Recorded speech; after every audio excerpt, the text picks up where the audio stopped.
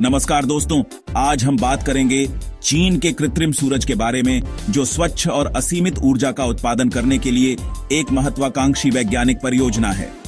सोचो यार, अपना खुद का सूरज, मतलब बिजली की टेंशन खत्म, पर्यावरण भी साफ सुथरा।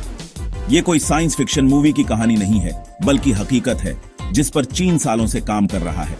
क्या ये वाकई में हमारी ऊर्जा की सारी समस्याओं का हल निकाल पाएगा?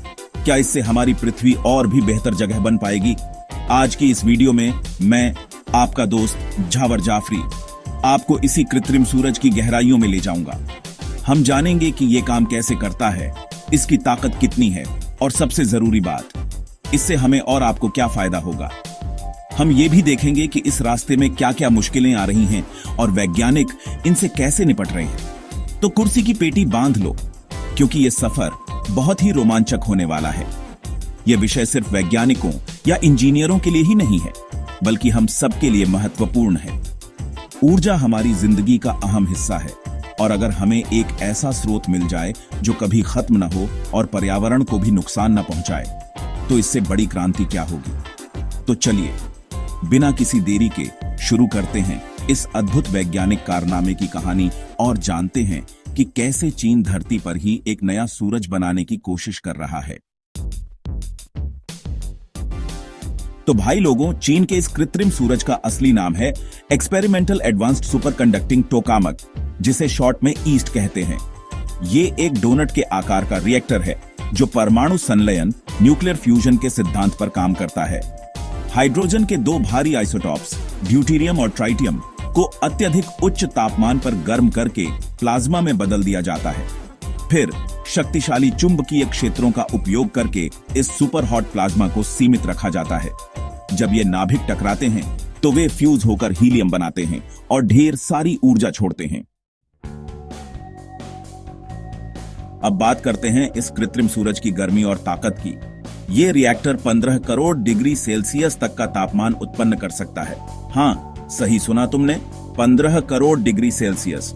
हमारे सूरज के कोर का तापमान लगभग 1 करोड़ 50 लाख डिग्री सेल्सियस होता है। इसका मतलब यह हुआ कि चीन का यह कृत्रिम सूरज असली सूरज के कोर से भी 10 गुना ज्यादा गर्म हो सकता है। इतनी ज्यादा गर्मी पैदा करना एक बात है, लेकिन उसे बनाए रखना, वो भी स्थिर तरीके से, असली चुनौती है।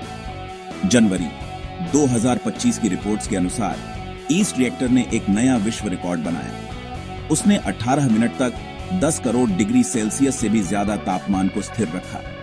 ये कोई छोटी मोटी बात नहीं है दोस्तों। इतने ज्यादा तापमान पर प्लाज्मा को इतने लंबे समय तक कंट्रोल में रखना बहुत ही मुश्किल काम है। ये जो तापमान और शक्ति की बात हम कर रहे हैं, यही परमाणु संलयन के लिए जरूरी है।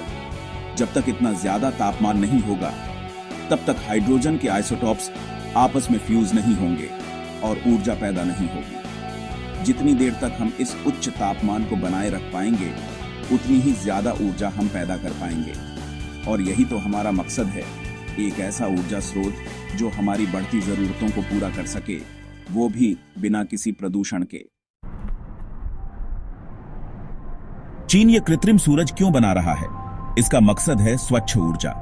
परमाणु संलयन से ग्रीनहाउस गैसें नहीं निकलती और यह सुरक्षित है। चीन की ऊर्जा जरूरतें पूरी करने और अर्थव्यवस्था के विकास के लिए यह प्रोजेक्ट गेम चेंजर हो सकता है। अब जरा इस प्रोजेक्ट के इतिहास और अब तक की प्रगति पर भी नजर डाल लेते हैं। चीन ने इस महत्वाकांक्षी परियोजना की शुरुआत साल 2006 में की थी। HL-2M टोकामक रिएक्टर को साल 2020 में ऑपरेशनल किया गया था। HL-2M को चीन का कृत्रिम सूरज भी कहा जाता है। उनका इरादा है कि साल 2025 तक वाणिज्यिक स्तर पर संलयन ऊर्जा का उपयोग शुरू किया जा सके। चीन का यह कृत्रिम सूरज पूरी दुनिया के लिए बहुत मायने रखता है। इसका वैश्विक प्रभाव गहरा हो सकता है। यह प्रोजेक्ट एक बड़े अंतरराष्ट्रीय प्रयास का हिस्सा है, इंटरनेशनल थर्मोन्यूक्लियर एक्सपेरिमेंटल रिएक्टर यानी ITER। इसमें दुनिया के 35 देश मिलकर काम कर रहे हैं। चीन की इस सफलता ने उसे परमाणु संलयन में अग्रणी बना दिया है। पहले अमेरिका, रूस और जापान का दबदबा था, लेकिन चीन ने सबको चौंका दिया है। यह दिखाता है कि सही दिशा में निवेश से कोई भी देश लीडर बन सकता है। इससे दूसरे देशों पर भी स्वच्छ ऊर्जा की रिसर्च में तेजी लाने का दबाव बनेगा। अगर चीन सफल होता है तो ऊर्जा की भू राजनीति पर असर पड़ेगा। आज दुनिया तेल और गैस पर निर्भर है, जिससे तनाव पैदा होते हैं। संलयन ऊर्जा से ऊर्जा के स्रोत हर जगह उपलब्ध हो सकेंगे। इससे ऊर्जा सुरक्षा बढ़ेगी और अंतर्राष्ट्रीय संबंधों में सकारात्मक बदलाव आएगा। चीन का यह कदम दुनिया के भविष्य को नई दिशा दे सकता है। भाई, यह सब सुनने में तो बहुत अच्छा लगता है कि चीन ने कृत्रिम सूरज बना लिया, लेकिन सच तो यह है कि यह रास्ता कांटों से भरा हुआ है।